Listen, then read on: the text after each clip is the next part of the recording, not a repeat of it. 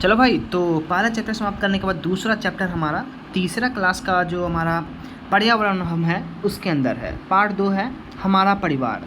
ठीक है, चलिए। यह सुनीता का परिवार है। सुनीता अपने माँ, पिताजी और भाई राकेश के साथ रहती है। सुनीता के पिताजी किसान हैं। सुनीता और राकेश पास के स्कूल में पढ़ने जाते हैं। ये है सुनीता के पिताजी, ये है सुनीता की माताजी, ये है हमारा राकेश और ये है फाइनली जो कहानी सुना रही है वो सुनीता है। चलिए आगे बढ़ते हैं। और यह दिलीप का परिवार है। दिलीप अपने दादा दादी, माता और पिता, चाचा और चाची, फूआ, चचेरी बहन शिखा और अपनी बहन अनीता के साथ रहता है। और उसके छोटे चाचा शहर में पढ़ते हैं, इसलिए वे वहीं रहते हैं। दिलीप के पिताजी की कपड़े की दुकान है और बड़े चाचा शिक्षक हैं और चाची अस्पताल में नर्स है। उसकी माँ घर का काम संभालती है और घर के सभी लोगों का खाना एक साथ बनता है। रात्रि का भोजन सभी लोग एक ही साथ करते हैं। ऊपर में था हमारा सुनीता का परिवार और अब जो हमारा नीचे है ये हमारा है दिलीप का परिवार। इसमें सभी लोग रहते हैं, उनके छोटे छोटे भाई बहनें हैं, उनकी दादा दादी हैं, माता पिता हैं, चाचा चाची हैं, फूआ फूफा हैं, सभी लोग यहाँ मौजूद हैं। ठीक है, ये दिलीप का परिवार है। आगे बढ़ते हैं भाई, चलिए। आप भी अपने परिवार के बारे में बताइए। आपके परिवार में कुल कितने सदस्य हैं? आप जाइए अपने घर में जितने आदमी हैं उनकी गिनती कीजिए और लिख दीजिए कि 10 हैं, 12 हैं, 14 हैं, जो भी हैं उनकी संख्या लिखिए। आपके पिताजी का नाम क्या है वो यहाँ पे भर दीजिए। कि आपकी माता का नाम क्या है वो लिख दीजिए यहाँ पे। अपने परिवार के सभी सदस्यों के नाम लिखना है। अब आपके परिवार में भाई होंगे, भाई का नाम, बहन होंगे, बहन का नाम, दीदी होंगे, दीदी का नाम।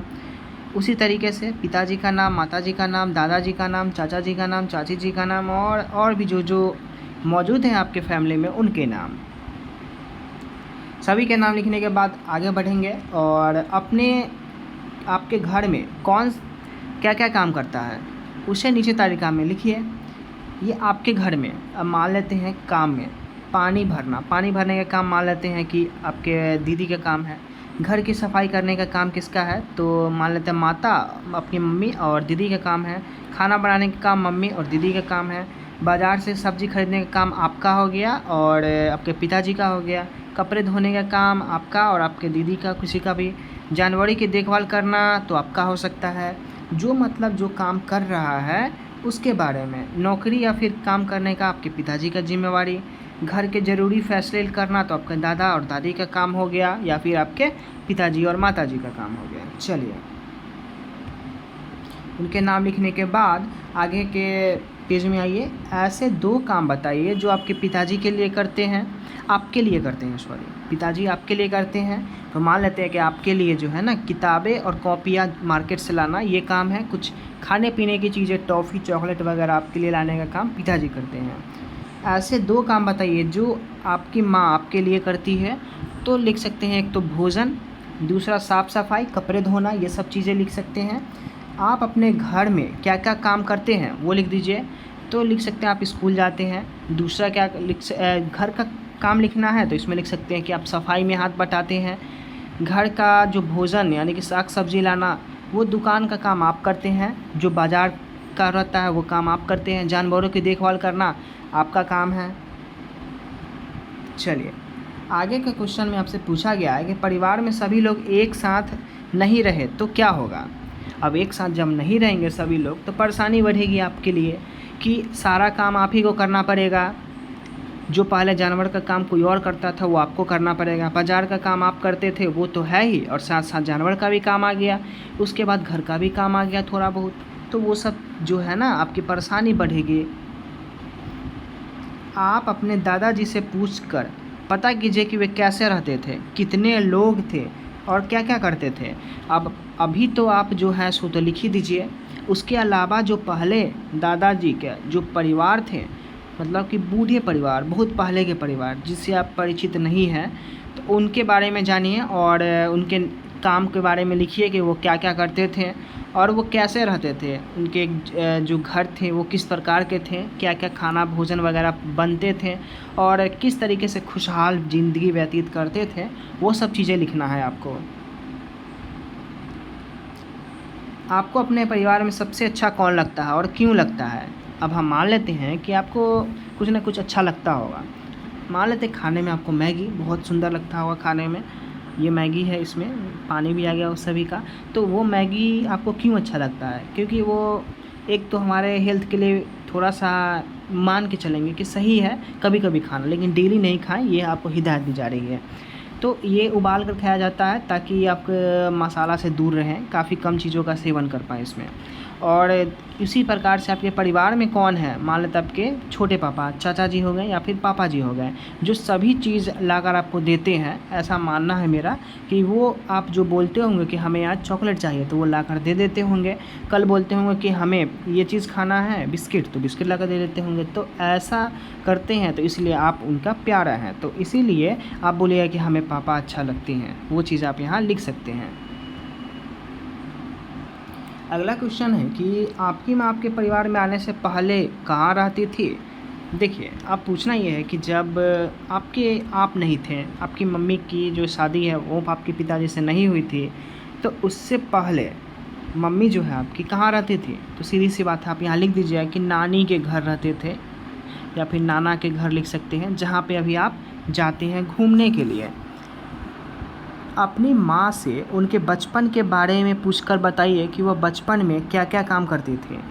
जैसे आपका भी बचपना है, उसी तरीके से आप मम्मी से पूछेंगे आप बचपन में क्या करते थे, तो वो बोलेंगे कि हम लोग खेल कूद करते थे, हमारा जो है लाइन खींचकर एक कित-कित का खेल होता था वो खेलते थे, पिट्टो खेलते थे, घर का काम काज करते थे, सफाई का काम हो गया, भोजन बनाने का काम हो गया, तो इन सब चीज़ों में हाथ बटाते थे। देखिए, मम्मी को क्या करना है कि उन्हें ये काम किसने सिखाए थे, ये पूछना है। तो आप लिख दीजिएगा पूछकर कि हाँ, वो उनके ये जो काम थी वो नानी ने सिखाया, वो अपने चाची से सीखी, जो घर में फूआ-बुआ जो भी थे उनसे सीखी ये सब चीज़ें। ये तालिका आ गए। नीचे की तालिका में कुछ काम लिखे गए हैं जो आप घर पर करते हैं। इनमें और काम जोड़ें तथा यह लिखें कि यह काम आपने को किसने सिखाया। जैसे काम का नाम कपड़े पहनना, ये किसने सिखाया? लिख दीजिएगा माता ने या फिर पिताजी ने। बाल झाड़ना मम्मी ने, पिताजी ने या बहन ने। फिर लिख दीजिएगा कि जूता साफ़ करना मम्मी ने, पिताजी ने, कुछ किसी ने भी। फिर स्कूल जाने के लिए प्रेरित करना माँ ने, पिताजी ने, ये लिख सकते हैं। फिर आप लिखे बाज़ार से सब्ज़ी खरीदना, तब माँ ने, पिताजी ने, बहन ने जो भी सिखाया वो लिख दीजिए।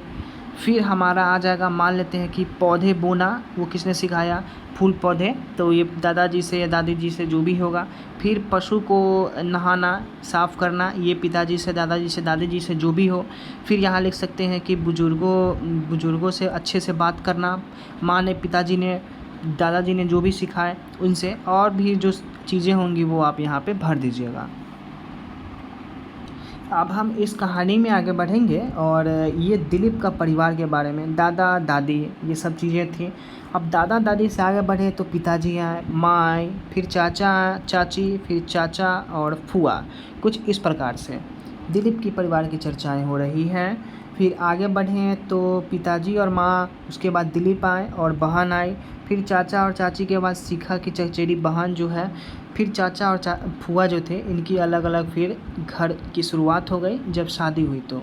ठीक है, चलिए आगे बढ़ते हैं। अब देखिए, दिलीप ने अपने परिवार की यह वंशावली बनाई है, इसी तरह आप भी परिवार के सदस्यों के सहित वंशावली बनाइए।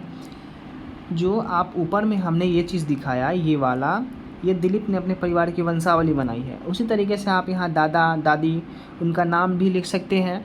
दादा दादी के बाद क्या हुआ तो आपके यहाँ से शुरुआत लिखिएगा कि आपके पिताजी थे, उसके बाद पिताजी के बाद ये चाचा जी आए, फिर आपके बाद ये एक और चाचा आए, एक फूआ आए। तो अब पिताजी की शादी हो गई तो आपके यहाँ पे माँ आ गई, फिर चाचा की शादी हो गई तो चाची आ गई, लेकिन चाचा और ये फूआ की अलग अलग कुछ वंशावली बनेंगी शादी के बाद। फिर जब उनके पिताजी की माँ के साथ शादी हो गई तो फिर यहाँ से शुरुआत हुई और आप यानी कि दिलीप एक आ गया, फिर अनीता आ गया, यहीं से ही आप बनाना है आपको वंशावली। चलिए